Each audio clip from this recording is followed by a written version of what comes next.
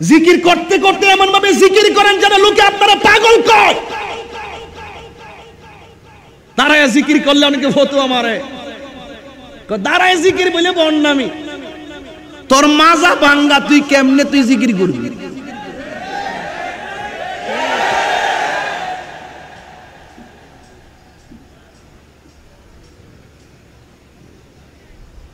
যার যার প্রেমের খবর তার তার কাছে আছে। আপনার চরকায় আপনি তেল দেন, আমাকে নিয়ে আপনি ভাবতে যান না। তাহিরি কিছু জানে না, বড় কোনো মাদ্রাসার প্রিন্সিপাল না, কোন মাদ্রাসার ভাইস প্রিন্সিপাল না, কোন মাদ্রাসার মুহাদ্দিস না, আরবি প্রভাষক না, মুদাররিস না।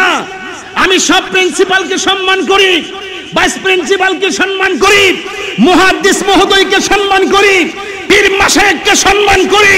সম্মান রেখে বলছি, আমার কোনো সার্টিফিকেট নাই, আমার কোনো মাদ্রাসার চাকরি নাই, আমি বেকার মানুষ। একটা পজিশন আমি ধারণ করি, আমি হইলাম গোলামে রাসূল, এর উপরে আমার কোনো সার্টিফিকেট দরকার না।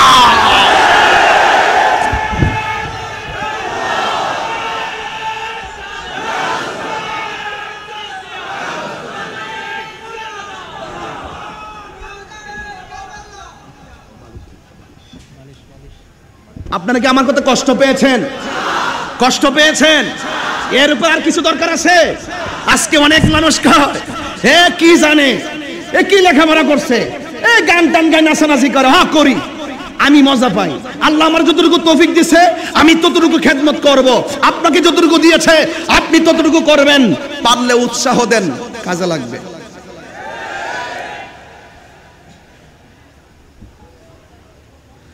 আমি ভুল করলে আমাকে ধরিয়ে দেন, আমার কোনো কিছু দরকার নাই। আমি যে চাকরি নেই নাই এমন কোনো কথা না, আমি চাকরি নিয়েছি, আমি চাকরি করেছি, আমার ইন্ডেক্সও ছিল। আমার যখন 13 সালে আমার সহকারী নিবন্ধন, 14 সালে আমার প্রবাসক নিবন্ধন, আবার আমি চাকরি করছি, ইন্ডেক্সও ছিল, 2 বছরের বেতনও তুলছি, সুপারের পোস্ট চাকরি করছি। এরপরে অনেক মাদ্রাসা ইন্ডেক্স ছিল। আমার মা বলছে তুই চাকরি ছাইরা দে, তুই ঘরে আমার কাছে বইসা যা। আমি যে কোন পাওয়ারে চলি সেই ধারে কাছেও আপনারা নাই, সেটার ধারে কাছেও নাই। আমার সবচাইতে বড় সার্টিফিকেট আমার মায়ের দোয়া। ঠিক কি না বলেন?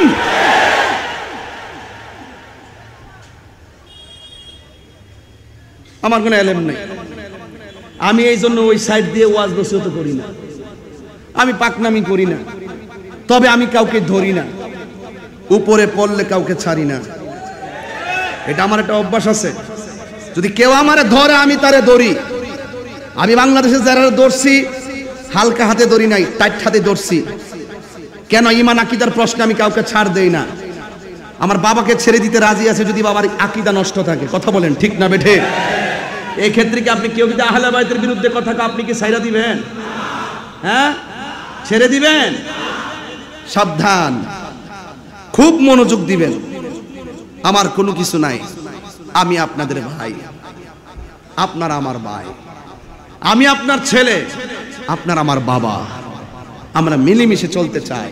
আমি যতক্ষণ কথা বলতেছি এই কথাগুলো কি সমাজের জন্য প্রয়োজন নাই? দরকার আছে কিনা বলেন? এমন একটা রাতের মাহফিল, এই যে ডেটটা যে মিলাইছেন আপনারা, এই একটা ডেটের জন্য আমার 50টা প্রস্তাব থাকে। এই আজকের ডেটটা ব্যতিক্রম। এটা মুহররমের 10 তারিখের রায়। এটা কিন্তু সাধারণ ডেট না, এটা আমি অত্যন্ত আগ্রহের একটা, সারা বাংলাদেশের চাহিদা এই ডেটটার জন্য।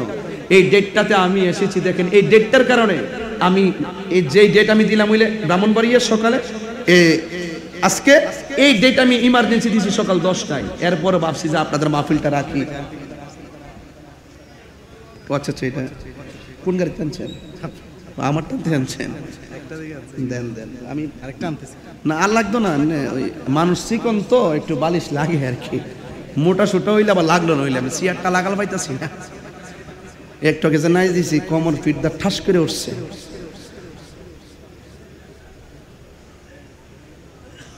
আপনার মনে একটু কষ্ট হইতেছে নাকি? আমি আমার কথা বুঝতে অসুবিধা হয়? তাইলে আমাদের বড় পুঁজি হলো নবীর মহব্বত, আহলে বায়তের মহব্বত। কথা বলেন না কেন? ঠিক না বেঠিক? বাস এটাই আমাদের সবচেয়ে বড় খুশি, আর কোনো কিছু দরকার নাই। ইনশাআল্লাহ কন না কেন? আরো জোরে কন না ইনশাআল্লাহ। আল্লাহ কবুল করুক, আমিন কন। সবাই দরুদ শরীফ পড়েন, আল্লাহুম্মা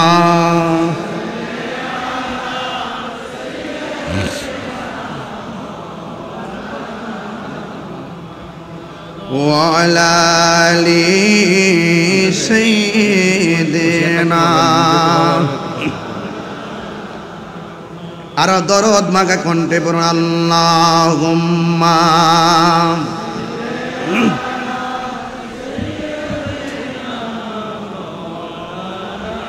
মাশাআল্লাহ ওয়া আলা আলি সাইয়্যিদিনা।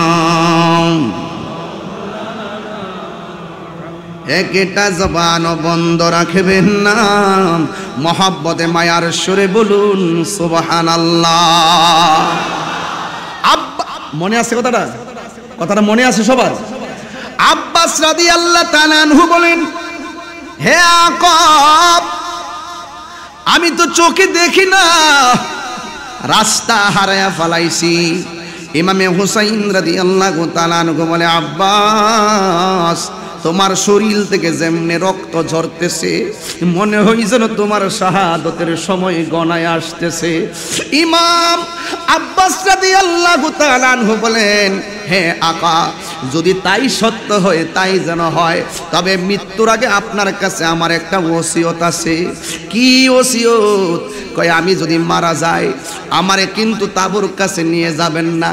কেন? কয় আমি সখিনার কাছে পানির জন্য ওয়াদা করে আসছিলাম, আমি পানি নিতে পারলাম না, আমার বডিটা তার সামনে নিয়ে যায় না। ও আব্বাস, ও আকা, আমার বডিটা নিয়ে যায় না। ইমাম হুসাইন রাদিয়াল্লাহু তাআলা আনহু বলেন, আর তোমার কোনো চাওয়া আসেনি? এবার ডাক দিয়া বলে, হ্যাঁ একটা আমার চাওয়া আছে। আপনি আমারে বলেছেন যেই রক্তক্ষরণ হচ্ছে মনে হয় যেন আমাকে মৃত্যুবরণ করতে হবে, কিন্তু আমার মা আমাকে বলেছে আমি যেই দিন জন্মগ্রহণ করেছি সেই দিন সর্বপ্রথম আপনি আকার কোলে উঠেছি। যেই দিন আমি জন্মগ্রহণ করেছি সেই দিন আপনাকে আমি প্রথম দেখেছি। আকা, আমার একটা শখ আছে, আপনার কাছে একটা মাত্র চাওয়া আছে, আমি মৃত্যুবরণ করার আগে যেন আমার এই চোখ দিয়ে আপনাকে দেখে মরতে পারি। জোরে জোরে কে আল্লাহু আকবার বলা যাবে না? এবার ইমাম হুসাইন রাদিয়াল্লাহু তাআলা আনহু ডাক দিয়া বলে, হে আব্বাস, তুমি আমাকে দেখে মরতে চাও? আব্বাস রাদিয়াল্লাহু তাআলা আনহুর চোখের ভিতরে ইমামে হুসাইন রাদিয়াল্লাহু তাআলা আনহুর বেলায়েতের আঙ্গুল মোবারকটা রাখছে।